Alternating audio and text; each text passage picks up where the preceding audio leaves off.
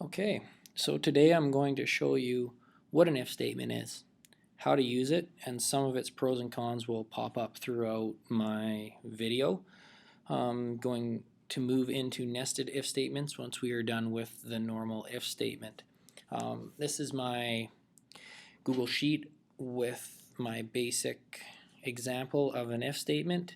The if statement is right here in cell D4. And I have copied it into text format over here so you can just always see what it looks like while I'm going through this example. So what it's saying is if B4, which is right here, is greater than 6, display yes, and if not, display no. So currently B4 is not greater than 6, so it's displaying no.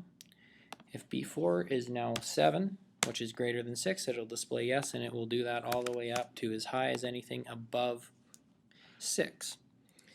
So that is basically just how it works. Now, it doesn't always have to be text in these input areas of your formula. You can change those, which I will do right now for you.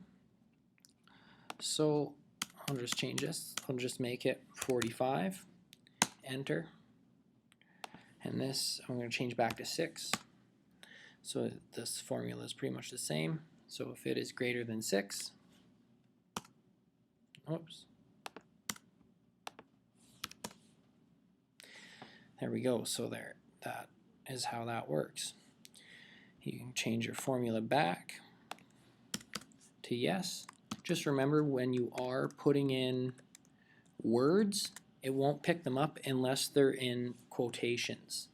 So that's just a little con or pro, or just a little trick that you just need to remember. You can also change this value here with where the 6 is, right there. So you would just, if you want it to be greater than 10 now, where it displays yes and no, you just, now it's saying no because it's not greater than 10, put 11 in, and now it's yes. So that's how an if statement works.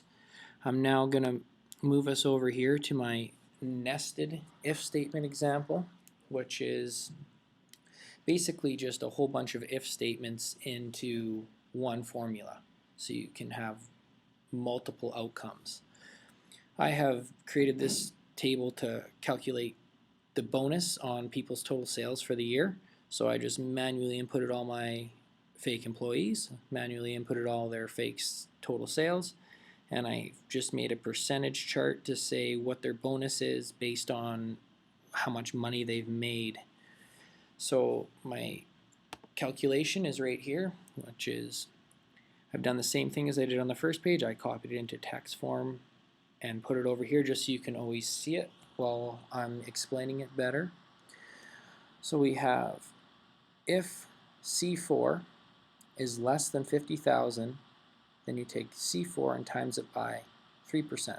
Well, that's not true, so it's going to move to the next one. If C4 is less than 60,000, you take C4 and times it by 5%. That's also not true. So then it moves on to if C4 is less than 70,000, take C4 and times it by 7%, which is just like down here. It's showing that if you made less than $70,000, you get 7%.